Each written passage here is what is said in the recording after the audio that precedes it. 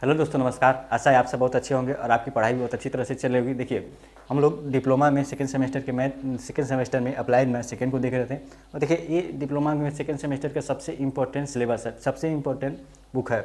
आप देखिए, आप इसमें बहुत अच्छे तरीके से इसको पढ़ना होगा।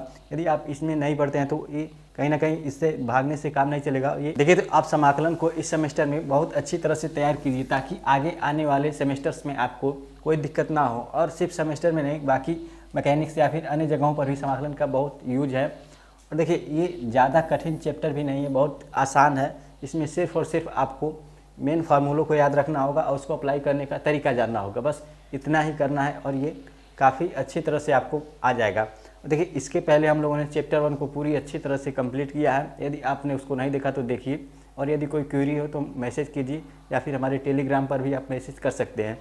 और देखिए, आज ये सेकेंड चैप्टर का दूसरा वीडियो है।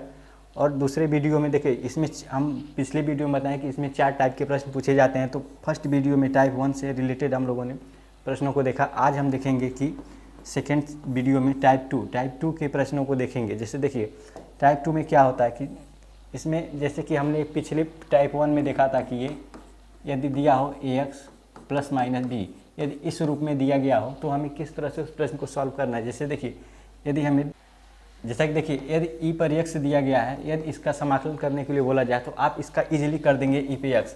लेकिन यहीं यदि ई पे tan x दिया गया हो तो अब आप इसका समाकलन किस तरह से करेंगे। यदि ई पे tan x का समाकलन ई पे tan x करेंगे तो ये गलत हो जाएगा। और इसका समाकलन हम इस प्रतिस्थापन विधि द्वारा सीखेंगे, जो कि हमने पिछले वीडियो में सीख चुका है। देखिए, यहाँ पर tan x को हम t मान लेते थे। अब देखिए, अब ये टाइप 2 के यदि हम प्रश्नों को देखें तो इसमें जैसे कि जोड़ घटाने के रूप में था, तो अब अगले इसमें इस टाइप में हमारा टाइप 2 में ये समाकलन कुछ इस तरह से होगा। ये मान लीजिए, यहाँ एक फलन दिया गया है, यहाँ एक फलन दे दिया गया है, इसको आपको समाकलन करना है। तो देखिए, टाइप 2 में बेसिकली ऐसे प्रश्न पूछे जाएंगे जिसमें यदि हम नीचे अंश और हर के रूप में होगा, और हर देखिए ये अंश होता है और ये हर होता है, तो हर को हम यदि अवकलन करें तो ये इस रूप में मिलना चाहिए। ऐसे प्रश्न जहाँ भी मिलेंगे वो समझ लीजिए टाइप 2 का है। जैसे देखिए, यदि यहाँ पर देखें तो यहाँ f(x) दिया गया है, और f(x) के बराबर यदि हम इसमें t मान लें और इसका अवकलन कर दें तो ये हो जाएगा हमारा f(x) dx बराबर dt। यानी देखिए, जब इसका हम नीचे वाले अंश को मानकर इसका अवकलन करेंगे तो हमें ऊपर वाला a प्राप्त होना चाहिए इस सेकेंड टाइप में, और ऐसा होगा भी। इसी तरह के प्रश्न इसमें पूछे जाएंगे। लेकिन जब इसका अवकलन करेंगे तो ये हमें dt प्राप्त होगा, और इसकी जगह पर ये जो है, इसके जगह पर हम dt रख देंगे। जैसे देखिए, इसमें यदि करें तो ये हो जाएगा हमारा dt बटे, देखिए अब यहाँ t, यदि अब इसी का हमें सिर्फ समाकलन करना है। तो इसी तरह के प्रश्न इस टाइप में पूछे जाएंगे। तो देखते हैं हम अगले प्रश्नों को। देखिए, तो हम आज के पहले प्रश्न को देखें तो देखिए, यहाँ पर दिया गया log x बटे 1/x, log x बटे x dx। और यहाँ पर देखिए, यदि हम इसमें log x की जगह पर कुछ या फिर x की जगह पर कुछ मान लीजिए t मान लें। देखिए, यहाँ पर अब मानना क्या है, तो देखिए सबसे पहले आप देखिएगा कि इसमें किसका अवकलन करने पर कौन सा प्राप्त होता है, उस तरह से इसमें माना जाता है। जैसे देखिए, यदि हम log x का अवकलन देखें, log x में डिफरेंशिएशन देखें तो यहाँ पर x प्राप्त होता है। तो इसी तरह से हम इसमें log x बराबर t मान लेंगे, क्योंकि log x का अवकलन यानी डिफरेंशिएट करने पर x प्राप्त होगा, तो हमें इसको वैल्यू रखने में आसानी हो जाएगी। देखिए, यदि हम log x बराबर t मान लें, अब इसके बाद से हमें पहला स्टेप मानना होता है, दूसरा स्टेप में इसका हमें अवकलन करना होगा, डिफरेंशिएशन करना होगा। तो ये log x का हो जाएगा 1/x dx, और इसके बराबर आ जाएगा हमारा dt। देखिए, अब यहाँ पे यदि हम 1/x dx की जगह पर हम dt रख सकते हैं। तो देखिए, अब यहाँ पर हम इस वैल्यू को इसमें रखते हैं। फिर देखिए, अब यहाँ log x की जगह हमने t मान रखा है तो यहाँ रख देंगे t, और 1/x dx को देखा जाए तो इसकी जगह पर हम dt रख सकते हैं। तो अब इसका हमें इस छोटे से वैल्यू का सिर्फ इतने का समाकलन करना होगा। तो देखिए, अब इसका यदि समाकलन करें, जैसे x का समाकलन करते हैं तो ये हो जाएगा x² बटे 2। जैसे कि इस पर एक घात है, इस पर 1+1 एक और घात होता है, तो यहाँ पर हो जाएगा 2/2। तो इस तरह से हम इसका करेंगे तो ये हो जाएगा log x²/2, फिर यहाँ प्लस c। देखिए, ये तो हो गया हमारा इसका समाकलन। लेकिन अब जो मान हम लोगों ने यहाँ पर रखा है t के बराबर में, अब उस मान को दोबारा इसमें रखना होगा। तो इसमें यदि हम इसको दोबारा रखें तो यहाँ से देखिए, ये हो गया था log x पे स्क्वायर बटे 2 प्लस c।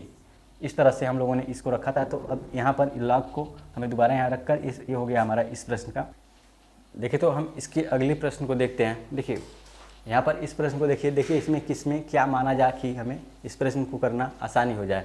देखिए यहाँ पर दिया है समाकलन करना है ई पर tan इनवर्स x। यदि यहाँ पर ई पर x होता तो समाकलन किया जा सकता है, लेकिन यहाँ पर tan इनवर्स x है तो अब इसका समाकलन नहीं किया जा सकता आसानी से। तो अब इसके लिए हमें देखिए यदि tan इनवर्स का अवकलन देखें तो हमें 1/n x² मिलेगा। तो इस तरह से हम यहाँ पर देखिए इसका अवकलन हमें ये मिल सकता है। तो यहाँ पर हम इसी को ही t के बराबर मानेंगे। और देखिए t ही क्यों माना जाता है, क्योंकि बुक्स में t दिया है इसलिए हम t को मानेंगे, और t आप भी मानिएगा। आप मानने के लिए कुछ और भी मान सकते हैं वैल्यू। देखिए यहाँ पर है tan इनवर्स x। यदि हम tan इनवर्स x बराबर 1 मान लें, अब इसको यहाँ पर लिखना होगा कि अवकलन करने पर।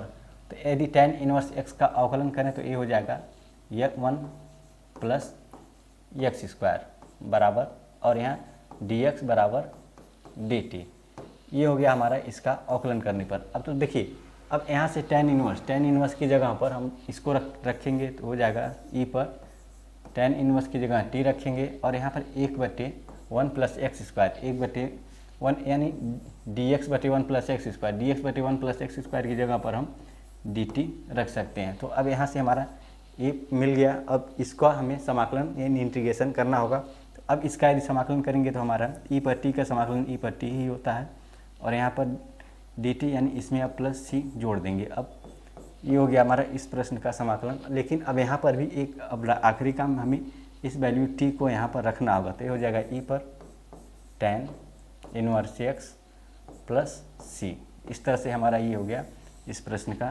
तो ये तो हमारा इस प्रश्न का आंसर हो गया। अब देखिए अब इसी तरह के हम अगले प्रश्न को अपने देखते हैं। देखिए तो हमारा अगला प्रश्न है, यहाँ कह रहा है कि x/x² प्लस 1 का होल स्क्वायर। अब इसका समाकलन करना है।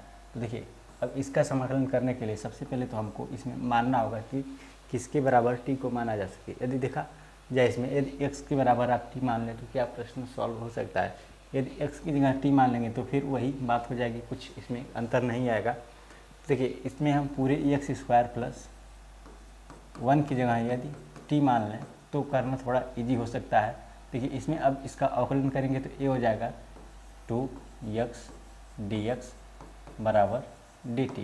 अब देखिए ऊपर यदि अंश में देखा जाए तो हमारा x dx है, तो x dx को यहाँ छोड़कर बाकी को इस तरफ हम भेज देंगे। तो एक गुणे में है तो यहाँ पे बटे में आ जाएगा हमारा dx/2। यहाँ x dx बराबर आ गया dt/2।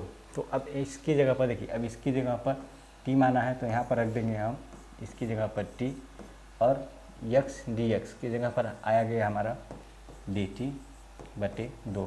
अब 2 यदि 1/2 इसमें से देखा जाता है कांस्टेंट में है, इसको हम बाहर निकाल लेंगे।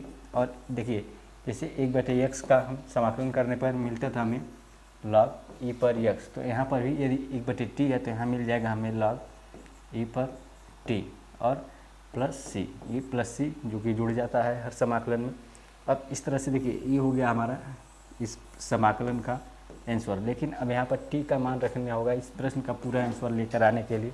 यहाँ हो जाएगा 1/2, ये हो गया log और t की जगह पर x² प्लस 1, ये हो गया हमारा इसकी जगह पर रखने पर, और यहाँ प्लस c जुड़ जाएगा। तो ये हो गया हमारा इस प्रश्न का कंप्लीट आंसर, जो कि है x/x² प्लस 1 का होल स्क्वायर। देखिए अब इसके अगले प्रश्न को देखते हैं। देखिए तो देखिए यहाँ पर कह रहा है p plus q tan inverse x बराबर 1 प्लस x²। यदि इसमें देखें तो यदि 1 प्लस x को हम t मान लें तो क्या इसको अवकलन करने के बाद हमें ये टर्म मिल सकती है। यदि यह टर्म इसके अवकलन के बाद नहीं मिल सकती, लेकिन 1 प्लस x का अवकलन करने पर ये टर्म हमें नहीं मिलेगी, तो हम इसको t के बराबर नहीं मानेंगे। देखिए यदि हम p plus q tan inverse x का यदि अवकलन करें तो देखिए इसमें tan इनवर्स x का अवकलन हमारा होता है 1 प्लस x²। देखिए यहाँ से कुछ ना कुछ हमें मिल सकता है, तो हमें इसमें सबसे पहले इसी को हम मानेंगे p plus q tan inverse x बराबर t। देखिए इसमें p कांस्टेंट है तो कांस्टेंट का अवकलन 0 हो जाता है, और यहाँ पर हमारा q बचा। q के बाद यहाँ tan इनवर्स का अवकलन होगा कि ये भी कांस्टेंट है, इसलिए वहाँ पर सिर्फ उसी को छोड़ देंगे।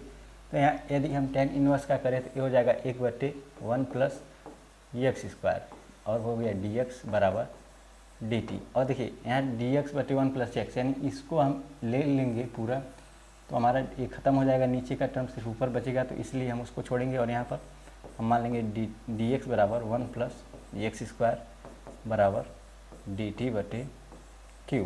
अब देखिए अब यहाँ पर इसकी जगह पर हम लोगों ने t माना है तो यहाँ रख देंगे हम t बटे, अब यहाँ तो कुछ हमारा dx/1 प्लस एक्स स्क्वायर, इसकी जगह पर आ गया हमारा dt/q, तो इसकी जगह लिख देंगे हम dt/q। अब q कांस्टेंट है तो q को हम बाहर भी लिख सकते हैं, यहाँ आ जाएगा हमारा q और यहाँ से हमारा q ख़त्म हो जाएगा।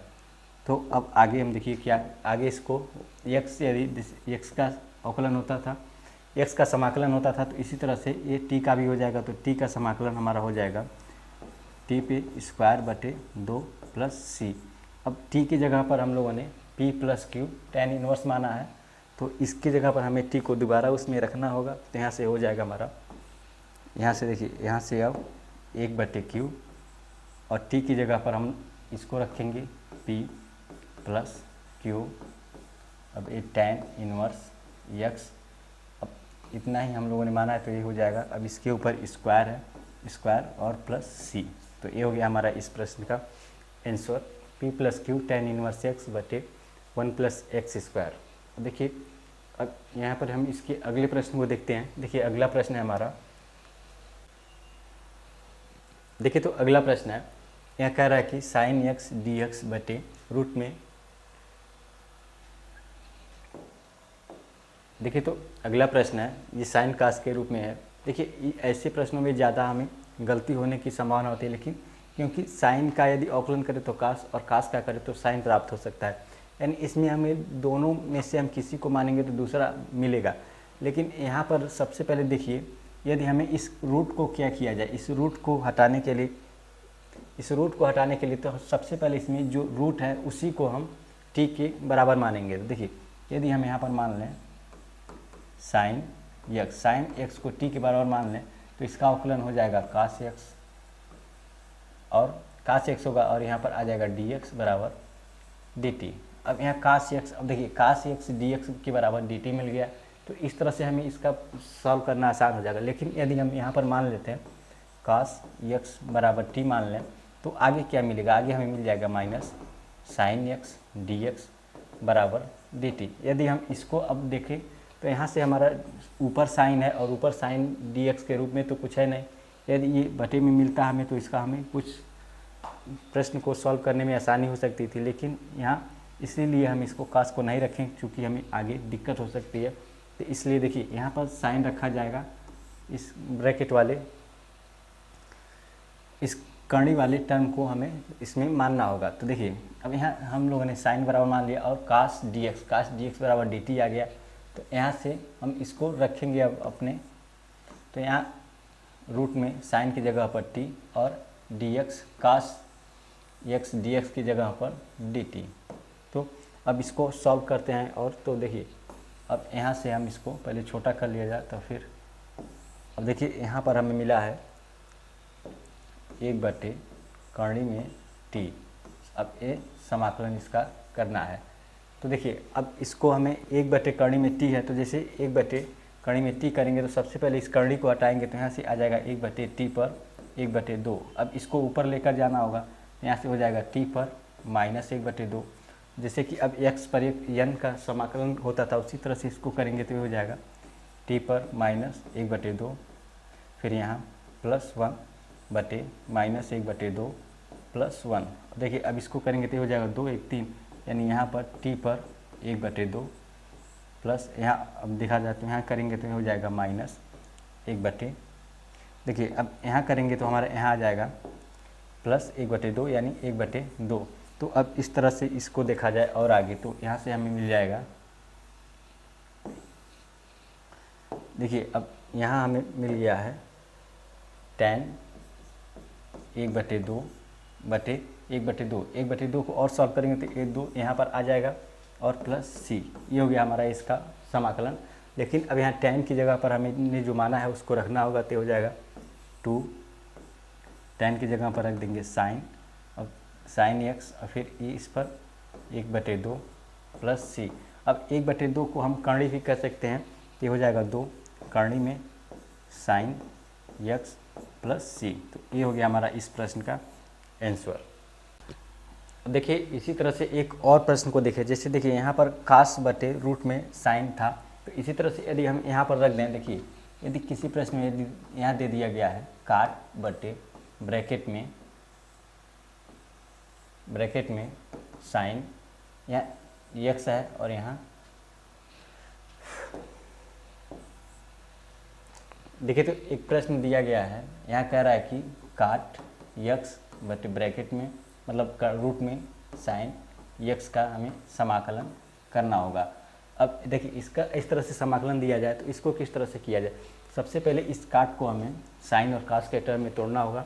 यहाँ से हो जाएगा कास एक्स बटे में साइन एक्स, फिर यहाँ रूट साइन एक्स। अब देखिए साइन और कास के टर्म में हो गया, तो जैसे इसमें साइन को यदि हम देखें तो कास में हो जाएगा, तो यहाँ हम मान लेंगे साइन एक्स बराबर टी, और इसका अवकलन करेंगे तो यहाँ से हो जाएगा कास एक्स डी एक्स बराबर डी टी। अब देखिए कास एक्स डी एक्स यहाँ डी टी है, डी एक्स है, तो यहाँ कास एक्स और डी एक्स बराबर हो जाएगा डी टी। तो यहाँ पर हम सबसे पहले इसको डी टी लिख लेंगे, और यहाँ से हमने साइन एक्स बराबर टी माना है, तो हो जाएगा टी रूट में टी।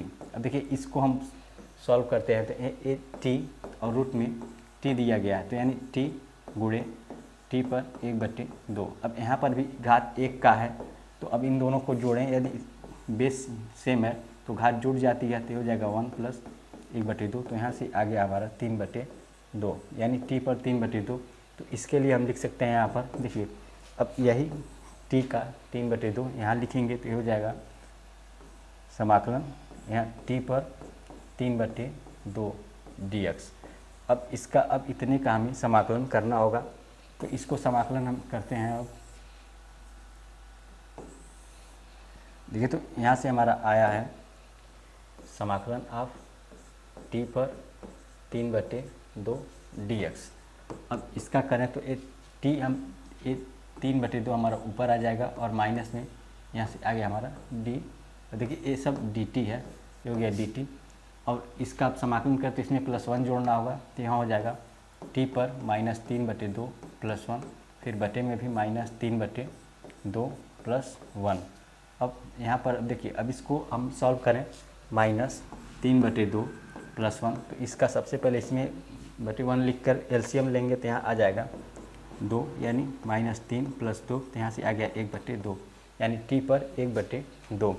तो यहाँ से आ गया हमारा टी पर 1/2 बटे 1/2, यहाँ नीचे भी इसी तरह से आएगा, और यहाँ हो जाएगा +c।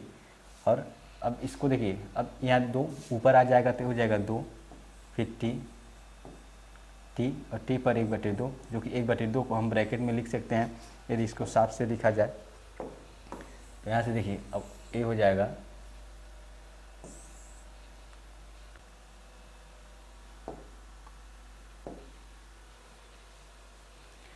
यदि हम लोग यहाँ पर देखें, तो यहाँ आएगा टी पर -1/2 बटे में 1/2, लेकिन यहाँ माइनस भी होगा।